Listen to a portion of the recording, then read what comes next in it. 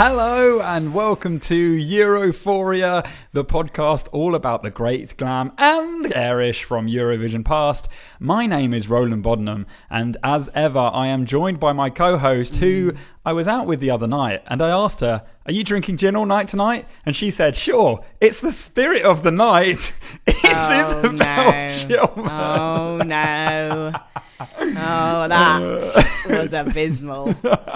I was clutching at straws there, and I wrote that on my desk, sat next to you lunchtime today, and I was really chuckling really hard to myself. I was like, I heard you laughing earlier. Yeah, that was that.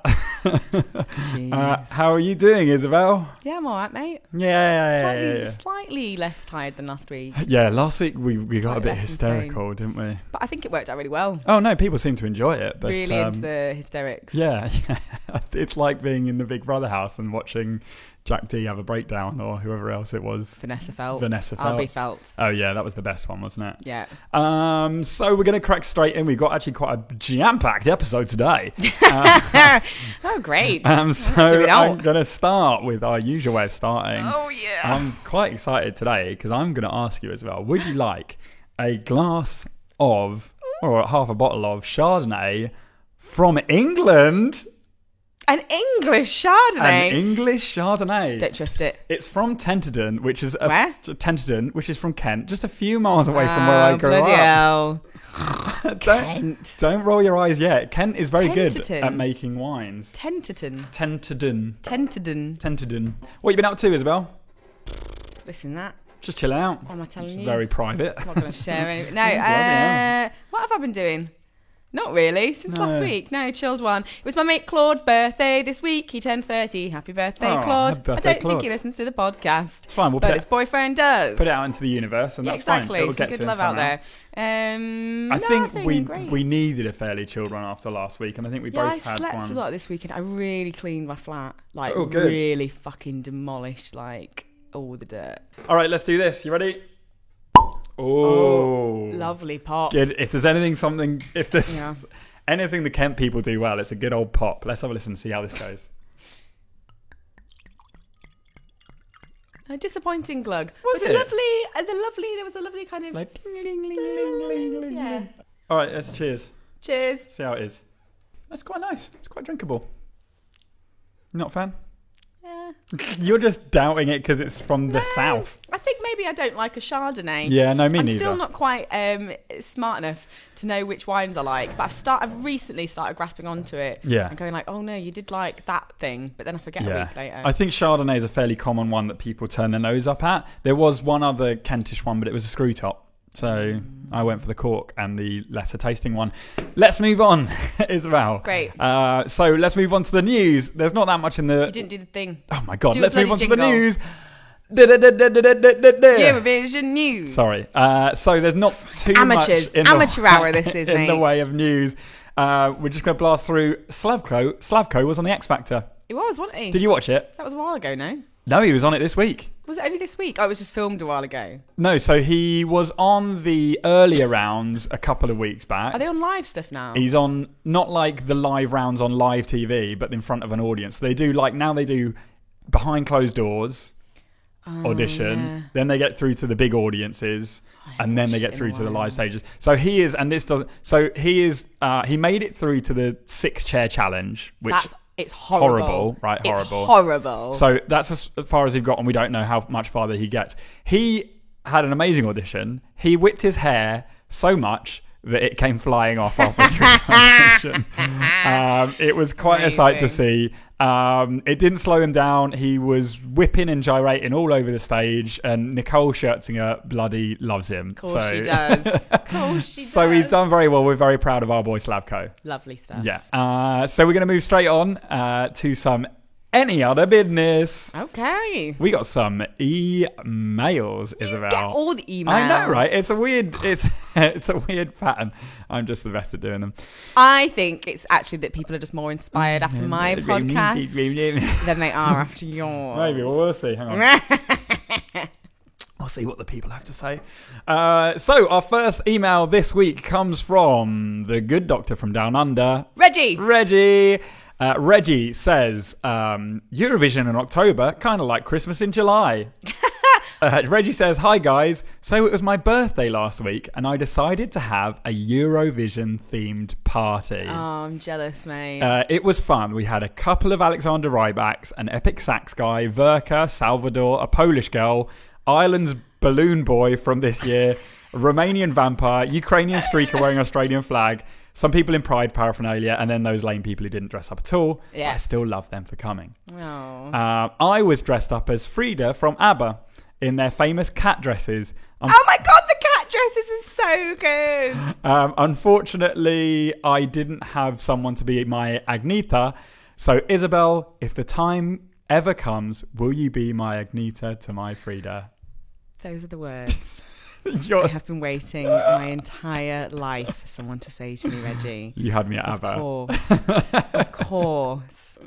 Reggie goes on to say last week's song was quite the improvement on the week before. Wasn't it? Yeah, it was. I've listened to it loads this week and I got a bit emotional. I'd listened to it while I was cleaning the flat on Saturday and I listened to it like 3 times in a row and I was like, this is bloody great. I'm happy to have helped you with your cleaning. Reggie then says, can't wait for the next banger of a track that you're going to make, Roland, because it should totally be submitted to the BBC Eurovision selection. Keep up the awesome work, Reggie. And then Reggie has attached a couple of pictures, but I'll show you now. Oh my God, the cat dress is amazing, Reggie. Reggie, you're gorgeous. Bloody hell. Look at your hair. Christ, mate. Come over to England, will you? We've got to hang out. We'll hang out. We'll dress up as ABBA. That cat dress is great. Yeah. I'm so impressed. Right, we've got to move on. Thank you, Reggie, for that. That was a very, very nice email. So we are moving on to another email from one Chance, not the rapper, from Brooklyn. With an excellent subject line titled, The Tangentleman from Spain. Great, right? Real clever, real smart. Yeah, he's a smart boy, isn't he? Chance starts. Excellent story as ever, Isabel. Thanks, love. Jimmy seems to be like a man in need of something. What exactly, beyond a doctor's care, I'm not sure. While I wasn't exactly leaning towards giving him the benefit of the doubt, I didn't completely turn against him until you got to the documentary he was making about himself. The only appropriate title for that would be Jimmy Jump, professional twat. You said that, not us. Yeah. The tangents are always delightful, especially when they're accompanied by Isabel's slow, cackling descent into madness. I went a bit mad. Yeah, it was. Whenever I'm overly tired or feeling overly emotional, and I think I'm going to cry, like sad tears. I mean, sometimes that happens, but often I will just become hysterical, and the tears will come out in a much better format. Yeah. And that is what happened last week. Yeah. I felt great for it afterwards. Oh, it was great. It was a real therapeutic session. Yeah, that was it. Chance goes on to say, Roland, thank you for taking at least a short break from being a sex pest. Honestly, trust me, Chance, he never stops being a sex pest. No comment. To bring us a rather quite touching song. As I listened, I couldn't help but think it sounded like A Million Voices, Russia 2015, had a baby with an X Factor winner song. 8 points! Good lad. Thanks, Chance. And then Chance says something quite lovely. Remember to breathe as you prepare for your move. I'll make sure the lights are on when you get here. Oh no, I'm going to cry. And then Chance says, until next time, floodgates, can't wait, Chance from Brooklyn. Chance is a right little writer, isn't he? The Gentleman from Spain. Fucking hell, man. We got some talented listeners. Oh, say that line again. Remember to breathe as you prepare for your move. I'll make sure the lights are on when you get here. I'm going to cry. Chance, you made Isabel cry. Don't cry, Isabel. That's so nice. It was really beautiful. You're so nice. You're such a good human. All of you are. Oh, Christ. Moving on to the next email from Graham Dobson. Hi, Graham. Love you. Hi, Isabel and Roland. I swore that I wasn't going to be writing to you after every episode with comments, but how could I not respond to Build and Peace? As soon as Roland hinted that he was going to do something different with the song last week, I was already drafting a message to send in my head. Thanks for trying, Roland. I appreciate the effort, but now I understand why you stick to Electro Europop. But you did it. Yes. You stepped out of your Flight of the Conchords box And Graham. Build Them Peace was a success. It felt like an actual Eurovision song and was very good indeed. I'm really proud of you, Roland. More, please. And then in brackets, just no reggae. Love to you both, Graham. P.S. Isabel, how much are you going to miss him? Oh no, Graham, you can't ask that. It's like a little, it's like a clip show or something. Just like emotional memories. I'm not allowing myself to get. She's not going to miss me. No, yeah, I'm not going to miss more. No, I'm not going to. No, it's fine. It's all fine. We'll do an emotional one on. I'm leaving the all the one. emotions until the last bit, and then I'll just sob for an hour solid. I'll write something with the intention of making you cry. Last email. It's been a bumper episode of emails, a bumper bag. This one comes from one Yale. And Yale writes, "Hey, Isabel and Roland. Hey. Thank you so much for another fantastic episode. It Very was welcome. Hands down one of your best." Which I think so. It's my favourite one. Not just like to do because it was ridiculous. Yeah. But listening back to it, it was a hoot. I had a hoot. It was second only to Yale's all-time favourite, Festival Fun. No, I feel like Yale likes the ones that send you slightly doolally. They're the ones that she likes. Side note: do you know that the episode Festival Fun made it to Mihai's Wikipedia page? We do know that, don't we? Yeah, we do. We're featured on Mihai's Wikipedia page. Quote needed. Increasingly influential Europhoria podcast. No citation needed there. Hey! I have to say, though, don't know how strong the Slovenian wine was, but Build Them Peace was not a 10-point song. On the other hand, Isabel's song, Forgive Me Spanish Listeners, could become a massive hit.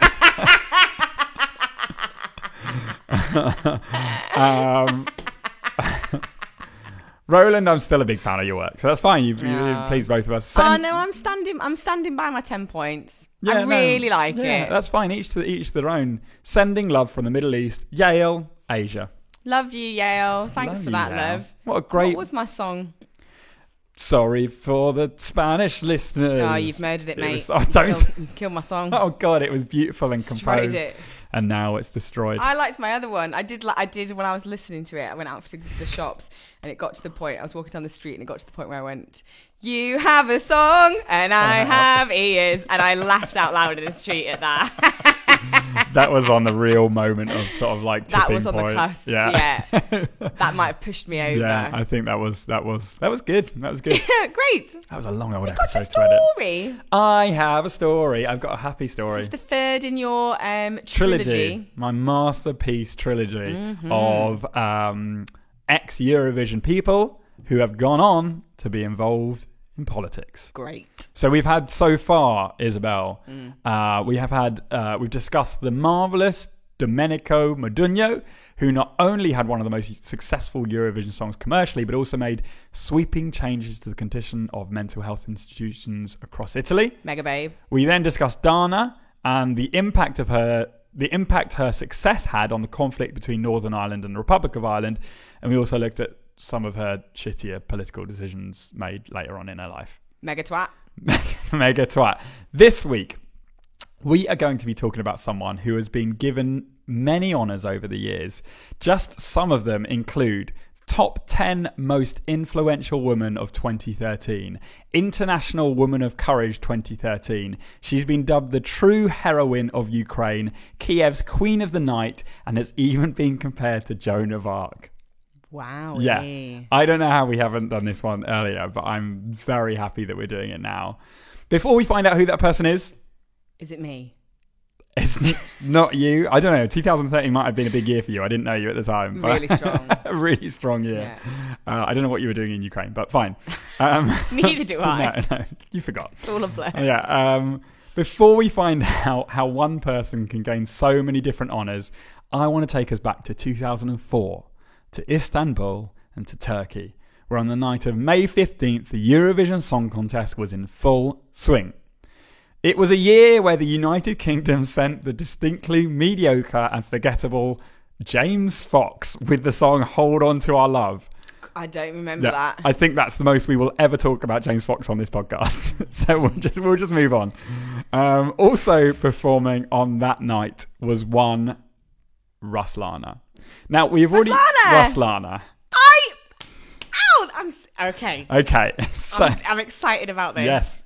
Yeah, so we've already done a story on this podcast which begins with her winning. So there's not much point of me building up the tension here. I will say, however, a couple of other impressive points that I didn't raise in that last episode. In the semi-final, Ruslana's song got points from every single scoring country. And in the final, only one country didn't give her points, which I'm calling out now, Switzerland. For some reason, douchebags. Weren't fans. So also her victory Staying neutral as always. The bloody Swiss. Love you, Switzerland. So also that year, her victory meant that it had been 3 years in a row where the contest had been won by a woman who had at least partially composed the song herself. Go women. Go women. Roland's being a feminist again, guys. Good on you, women. Absolute badasses. Yeah, right? Yeah. Nice Writing, one. singing, performing, doing all of it. Triple threat. Now, I think... Well, actually, I don't know, Isabel. I personally think Wild Dances is fine. The song that Ruslana won with. Yeah, I'm well into it. Are you really into it? Yeah, I like it. I think it's okay. I think it's all right. It's not on my playlist. I know we compare it to like stuff that we listen to regularly.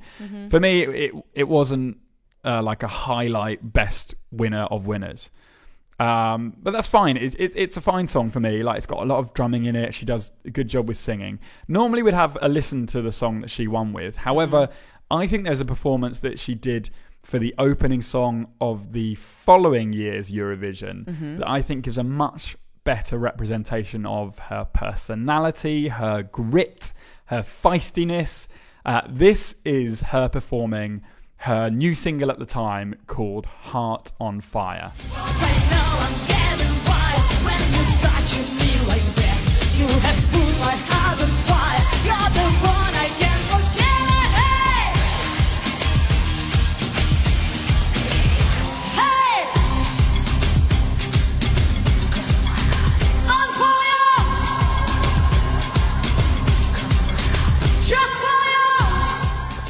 That is badass. It's pretty fucking badass, That's right? amazing. She's got a flamethrower. She's got a proper... massive flamethrower thing on stage. Massive so every time she says flamethrower. fire, the fire comes out. Yeah. She looks like she's she's from like she's got some sort of tribe. Her and some tribe. she's like from, an ice warrior or something. What was that show called? That was like, was it just called The Tribe? That used to be on like Channel 5. Probably, yeah, something like that. Yeah, she looks like that. Yeah. Fucking badass though. Basically, Really she's got a amazing. massive flamethrower. She's like got all these tribal dancers around her. She's dressed in like Ice Queen attire. It's great. So I think that song sums up Ruslana a little bit there. Anyway, so let's take a look at Ruslana. Ruslana herself has always been hugely talented, but equally intelligent and passionate about what she believes in. She graduated her music conservatoire or conservatory as a professional orchestra conductor and a classical pianist. After the success of her Eurovision victory, the song was a huge hit across the globe. It was certified gold in Belgium, Sweden, Russia, Greece, the Czech Republic, and Slovakia. And it actually stayed at number 1 for 10 consecutive weeks in Belgium. Just not doing too badly. No, good for her. Doing all right. And she can conduct an orchestra when she wants. That's pretty impressive. It's cool, Although, right? like, I don't really, because I don't understand it, I like fully don't understand Sort of waving it. a Do you know stick. what I mean? Yeah, I just kind of think I could do that. I feel like a musician who is also like at least a trained conductor is, it's a string to a bow. It's a string to a bow. It's something. Something to put on the CV, innit? Something. It's something. It's something. Okay, so in her first brush with politics, Ruslana was appointed special advisor to the Ukrainian Prime Minister and received the title of People's Artists of Ukraine. And that was the year that she won Eurovision. Sweet. Yeah. However, her true impact on politics won't come until almost a decade later. The same year of her Eurovision victory, Ruslana got her first taste of social activism. This was during the Orange Revolution, which was held in protest of fraudulent elections and in support of the later successful Viktor Yushchenko. Now, we talked about that a lot in the episode that we started with her win. Yeah. And that was Green Jolly. Yeah. Do you remember Green Jolly? And their song that came from the protests and then was in Eurovision, I think, a couple of years later. So that was about Green Jolly. Now, Ruslana similarly became a prominent figure in the protests. She addressed the masses of crowds gathered. She also dedicated her song called Dances with Wolves to the protesters. And after this and the success of the protests and the success of Viktor Yushchenko, Ruslana became an active MP between 2006 and 2007 for the party called Our Ukraine, which was formed by the President Yushchenko. So good for her. Well done. That's her stepping into politics. After this, Ruslana carried on creating music and also campaigned for the things that she believed were truly valuable and important. But it wasn't until the 22nd of November 2013 that she became the true heroine of Ukraine, as we earlier described. So, on the 21st of November, the Ukrainian government suspended all preparations for signing a Ukrainian-European Association Agreement. What's one of them when they're at home? So basically, that would have brought closer ties between Ukraine and the EU. So they weren't a member of the EU, but they were moving towards being that. Before you become a member of the EU, you kind of have to start this process where you building the bridge. Yeah, and you build these connections and everything like that. Basically, the government came in and went, oh, we were going to do that, but you know what we're rather going to do? We're going to not do the EU thing, and instead we're going to gain closer economic ties with Russia. Now, obviously, Russia and that Eastern Bloc have a very long and storied and slightly difficult and conflicted history. And the vision for a lot of people in Ukraine at the time, and a lot of the sort of more progressive people in Ukraine, was that tying themselves with the EU and Europe would bring progress to the country and would sort of take them forward and take them away from their more Soviet history and old-fashioned Soviet past. So instead, the government went, oh, no, we're gonna decide to have closer economic ties with Russia. In protest against this move, Ukrainian citizens started to gather in Independence Square, which is also basically the word for independence is also Maidan in Ukrainian. So it was like Maidan Square. And this began what was later known as Euromaidan.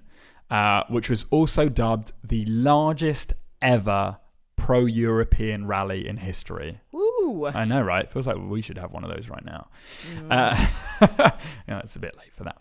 Ruslana was... That's all right, though, because Theresa's got this sorted, mate. Thesa's got really good plan for how we're going to get out of the EU and we're going to be fine. Oh, no, wait, no, she doesn't. The fucking... I know she doesn't. Badass Juncker today. Did you see, like Theresa May has been talking about like the ball's in their court, like i.e. like the ball's in the EU's court. We've set out our agenda, the ball's in their court. So Juncker was coming out of a meeting today and the press was outside and they were talking and he was like, oh yeah, it's, it was good meeting, blah, blah, blah, blah. And then they said like, oh, so, is the ball in your court now? And he turned around and went, Brexit's not a game. And it was just like, fuck, burn. Absolute burn. Her out. Jesus Christ. Jeez. The quicker she's ousted, the quicker they can put some other idiot in charge. And then there'll be the quicker we get another election and we get him out of office. Bloody Corbyn. Get him in. So, anyway... So this is the biggest pro-European protest rally ever. Ruslana was one of the first people there on the first day. She stood shoulder to shoulder with the protesters, chanting, singing, standing united against the government, whom Transparency International at that point had named as one of the top examples of corruption in the world. Excellent. I always like to be number one on a list. Yeah, something. I like to be first. I like to be the best at something. Number one. But in terms of corruption, you want to be low. Yeah, you want to be really low down. It's like golf scores. So the protests continued throughout the following week. And this, bearing in mind, was November, so temperatures were regularly dropping below freezing. However, thousands of protesters, including Ruslana, stayed there, sleeping for maybe a couple of hours each night on the floor of the trade union building in that square. During this time, the first week, stages were erected from which Ruslana and the other leading figures of this revolution began performing and giving regular speeches. Sounds exciting. I'm sure it really was. I know it does sound exciting at the moment, but I'm sure it was incredible. I'm sure it was amazing. It's the start of something, isn't it? It's the start of a revolution. Something. And this is only like 2013. Like, this isn't that long ago. No. These things can still happen. On the night of November 30th, riot police began to remove sleeping activists, leading to violent clashes between the protesters and the police. Ruslana managed to find shelter for her and 100 students in a nearby monastery, where that's pretty badass. It's pretty badass. Where she began to work hard sourcing food and medicine for the injured. Oh, blimmin' heck. Bloody Ruslana, right? She's bloody great, isn't she? It gets better. So, worse, but better. Yeah. The escalation of violence from the riot police only encouraged support for the protesters. Over the first 2 weekends of December, between 400,000 and 800,000 people gathered in the square to step up the protests. Every time there's a protest that happens, the ones that have recently, anything in America, the ones that are happening in Catalonia, how are people in the police force and in the government still so arrogant to think that, either to think that people aren't going to react like that. Yeah. But when they see protesters sat on the floor getting beaten up and getting dragged away and pushed downstairs and assaulted and abused really violently, that people aren't going to kick up a stink. That people aren't going to side with the protesters. Even if you don't really agree with what the protesters are protesting about, even if you're not that fussed about it, if I see protesters getting the shit kicked out of them by the police, I'm siding with the protesters, mate. Yeah, of course. It's either pure arrogance to think, just not realise that's going to happen, or so arrogant that they just don't care that's going to happen. But how are there still people in power in the government, the police force, throughout the world that's acceptable? That's acceptable. We're just going to kick protesters around, and it's totally okay. It's that cognitive dissonance, to use the phrase, but it's like, it's that thing of the police are told that they have to do that by the people higher up. The people higher up don't see that, or they're not there to say do that. So there's that removal of any real responsibility on anyone's Yeah, the police plate. are really doing what they're told. Yeah. And the people who've told them to do it aren't doing it. But the amazing thing that you see is, like we saw in Catalonia, when the fucking firemen linked arms to protect the protesters, not even the protesters, the people who were coming to vote. Yeah, just voters. From the Spanish police. I mean, that whole situation over there is pretty horrendous on all sides right now. I mean, it's awful that democracy wasn't allowed to continue, and obviously there are genuine arguments on both sides for people remaining, Catalonia remaining part of Spain and Catalonia not. But just the way it was handled was absolutely shocking, and the fact that democracy wasn't allowed to take place. Anyway, Give us the wine. Let's go back to bloody Ruslana. So on the first 2 weekends of December, between 400,000 and 800,000 people gathered in the square to step up the protests. And Ruslana at this point had become basically the leader for all of them. One journalist called Lacia Bushak wrote, "Euromaidan has grown into something far bigger than just an angry response to a fallen through EU deal. It's now about ousting Yanukovych and his corrupt government, guiding Ukraine away from its 200-year-old deeply intertwined relationship with Russia, and standing up for basic human rights to protest, speak, and think freely, and to act peacefully without the threat of punishment." Hell yeah. Fucking, that summed it up. It's a long quote, but I feel like all of that was fucking great. And Ruslana was at the fucking head of all of this. At the helm of this. Yeah.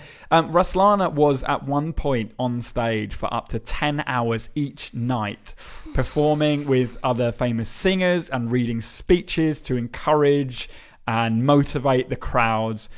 She would basically come off stage exhausted, get maybe a couple of hours sleep, and do it all over again the next day.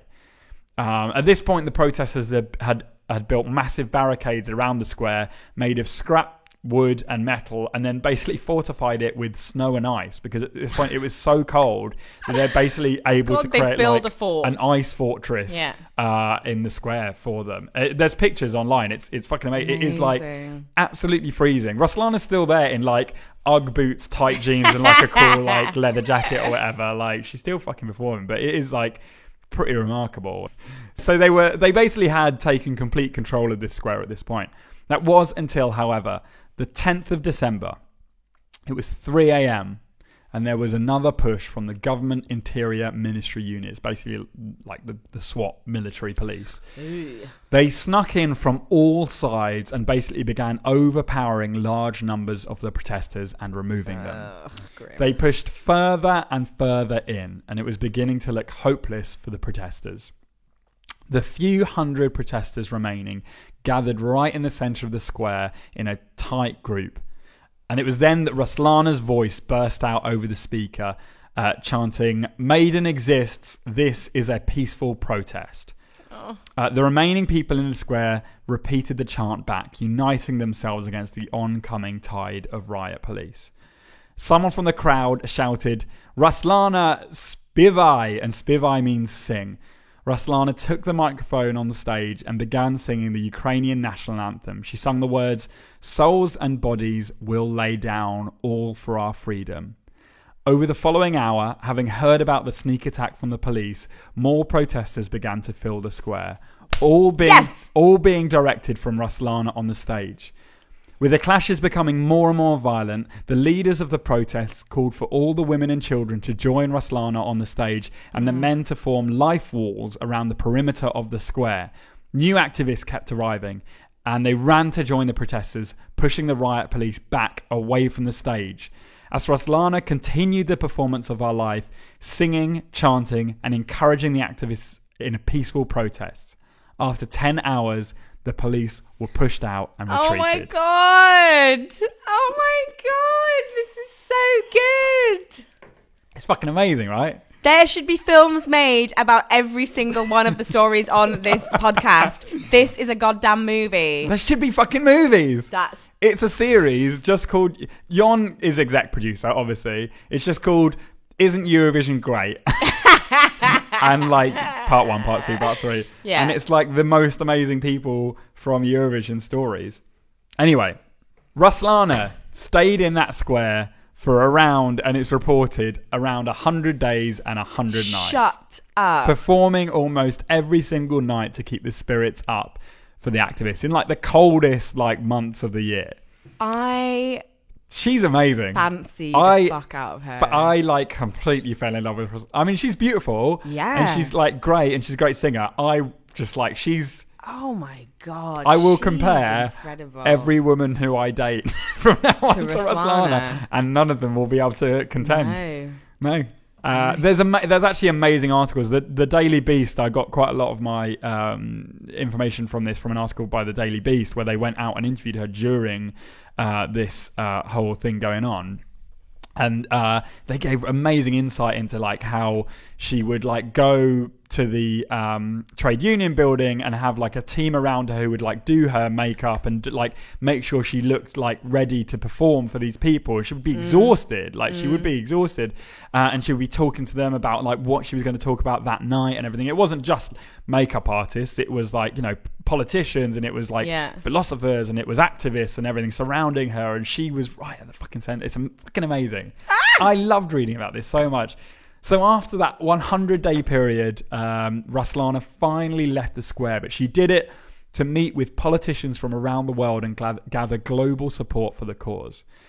During this time, she was in serious danger. She received death threats. Her car was followed. She had to abandon her home because it was being constantly observed.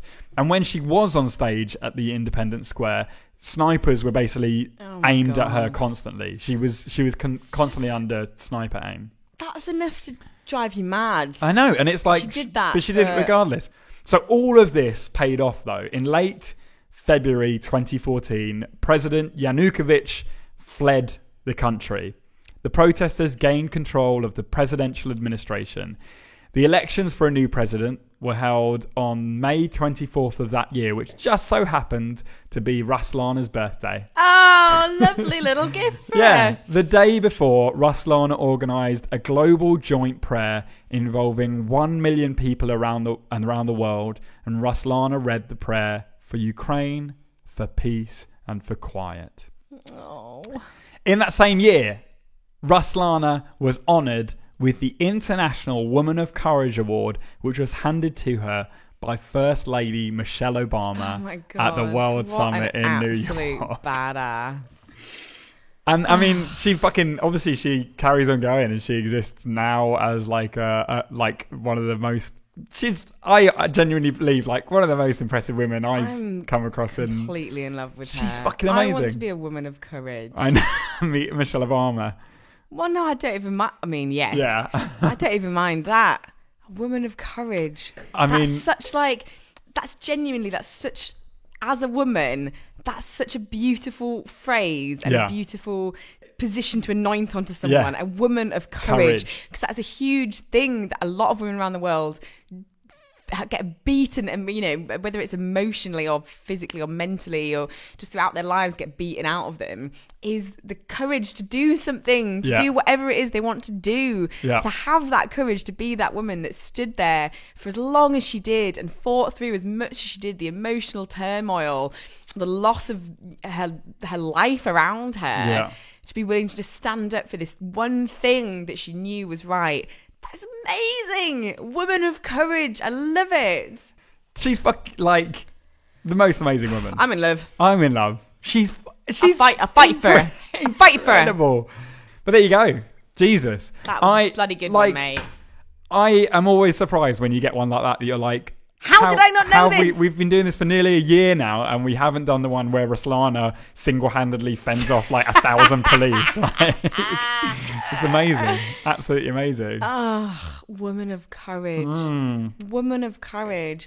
That is genuinely, that's my inspiration now for life, to be a woman of courage. Even without an award attached to it, that is what I want to be when I grow up. I want to be a woman of courage. You're my woman of courage. Oh, mate, I'll cry. Again. Oh, no, but it is. And you're right. That's a takeaway for everyone listening. Any woman listening to this, be a woman of courage. Be a fucking woman of courage every day. Think of Ruslana. What would Ruslana do? I'm going to be a woman of courage. You be a woman of courage, mate. Be a woman of courage. You should be. Yeah, lovely. I will be. So, there we go. Shall we move on? Great. Let's move on. Great story. We're feeling good. We're feeling happy. So, shall we move on? Roland's gonna do a shitty song because he did a good one last week. That's not always the way. That's not always the way. I'm okay. I'm gonna try and be psychic. No. All right, go on, have a go. And this isn't going to bias my opinion on the actual song don't buy score. Open mind. Keep an open mind. Yeah, obviously. Like, if I'm completely wrong, I will say a different score at the end. But I'm gonna guess this is gonna be a 5. Okay, I was gonna say well, we'll see. So after the response from last week, I have tried to go along a similar line in terms of I've tried to keep things clean, to keep things positive. Yeah, no dirty boy anymore. Well, I mean, I'll slip back on my way. I'll slip back my ways eventually. It couldn't be that long, however, that I could stay away from my electropop roots. So good, because we love a bit of electropop. And actually, I find inspiration from many places. And this week, I feel like I'm on a talk show. This week, I actually found inspiration from one of our own listeners. In his email at the start of the show, Chance signed off with the line, "Floodgates, can't wait." I don't. It's a great line. It's a great line. I don't know if that's reference to a song I don't know or something like that. Yeah. Is that a song? What's the song? It's from Jedward. Oh God! Oh my God! Has this ruined your style? No, it hasn't at all. Floodgates. So can't wait. Yeah. I've written a song called Floodgates. Great. Good name for a song. Great name for a song. So thank you, Chance, and let's have a listen. And Jedward. And Jedward. Let's have a listen to Floodgates. There's a shadow, it's been here for days. Feeling troubled, living in this haze. Nothing happens, just go round and round. Feeling lost until I run aground. This time I won't play along. I can fight it, I can become strong. Something inside of me is gonna tear right out and make me free. Volume builds as I turn it up. Heart is beating like a 10-ton truck. Tired of trying to hold it in. The power takes control and I let it in. So I open up the floodgates, let it in. This feeling lasts so long. So just open up your floodgates, let it in. We've never felt so strong. So let it out. Floodgates, and when the feeling's gone, you'll have the power to carry on. Then let it out. Floodgates, no, there's no need to wait. You've got the love behind your floodgates. Now this power's growing over me. I got the strength to help the world to see. When you open up and see the light, help the others stand and fight their fight. Oh, when I get this glow inside, there's no stopping, I won't stand the tide. This thing inside of me, it can help the world and make us free. That feeling multiplies. Stand together, I can see us rise. For now's the time to see, time to open up and sing with me. So I open up the floodgates, let it in. This feeling lasts so long. So just open up your floodgates, let it in. We've never felt so strong. So let it out. Floodgates, and when the feeling's gone, you'll have the power to carry on. Then let it out. Floodgates, now there's no need to wait. You've got the love behind your floodgates. There we go. That was in honour of the Jed Wood Isabel Floodgates. Isabel's making a face. What do you think, Isabel? When it started, I was like, I don't know. And then it got into the chorus, like into the verse, into the bridge, and I was like, actually, no, maybe he's all right. Yeah. Then the chorus started. You weren't a fan of Floodgates? No. Floodgates! No, I didn't like the chorus at all. It got too... I've said this before about some of your songs. It sounded like the sort of thing I'd hear in a club in Halifax. Really? If I went home, if I went home, went to Liquid, and me and my mates drunkenly decided, we're not too old to go clubbing in Halifax. We did this when we were younger. Let's go for it. And as soon as you walk in, you hear that song, you see numerous 19-year-olds making out on the dance floor, and you go, oh, made a mistake. No, send back the Jaeger bombs. We're not staying. Let's go home to bed because we're too old for this. Yeah. Interesting. I didn't think I've done ones in the past that I've gone, let's do a club banger, and I've thought, maybe. I thought that was quite Eurovision-y, that chorus. No, I didn't like the chorus. I thought you wouldn't like the verses because the verses are quite dubsteppy, and then the chorus is quite like. I really like the bridge. I like the concept. I like the concept of floodgates. Let out the emotion, or like let in. Concept nice. Or like open your floodgates and let out the love. But I think it's gonna. Okay.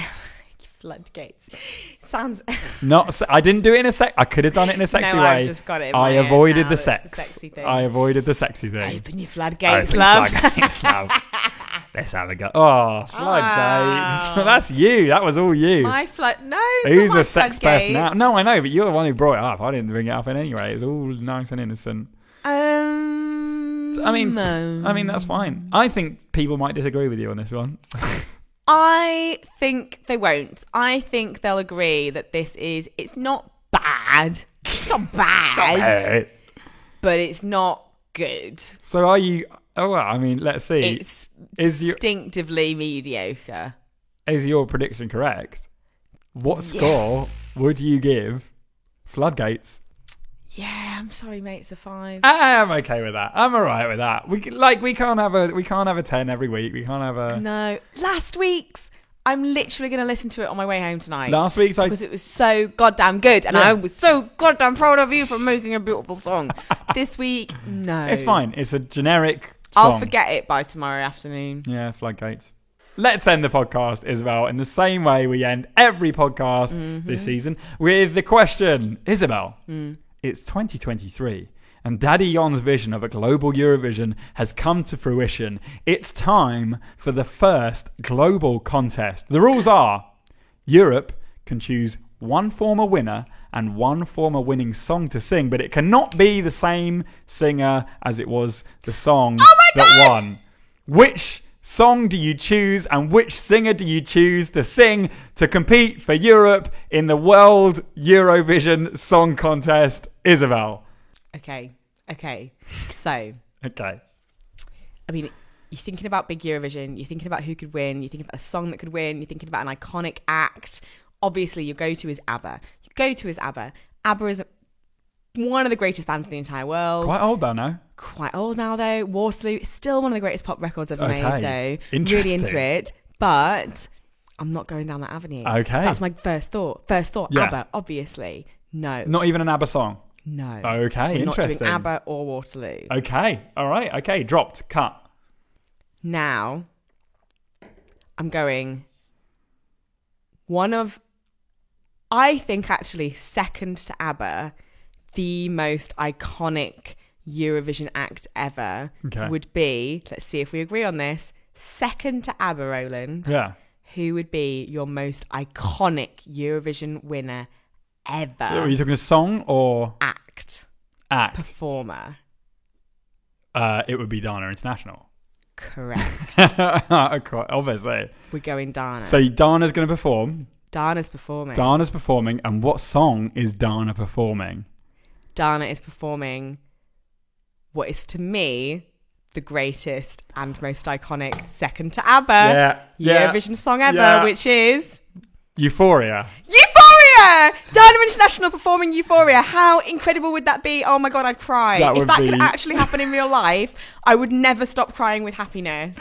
That would be amazing. That would win. Yeah. What wouldn't that win? That would win anything. The world. That would win everything. Everyone's hearts. That would create world peace. It would. Donald Trump would impeach himself if that was the only performed. song we'd ever need to listen to again. Like, we'd be like, all songs, we're done. We've completed the songs. Visually, it would be the most incredible piece of artistic work. Okay. Choreographed by Loreen.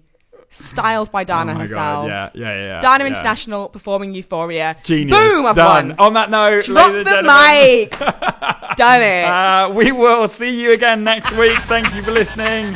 We love you. Goodbye. Bye.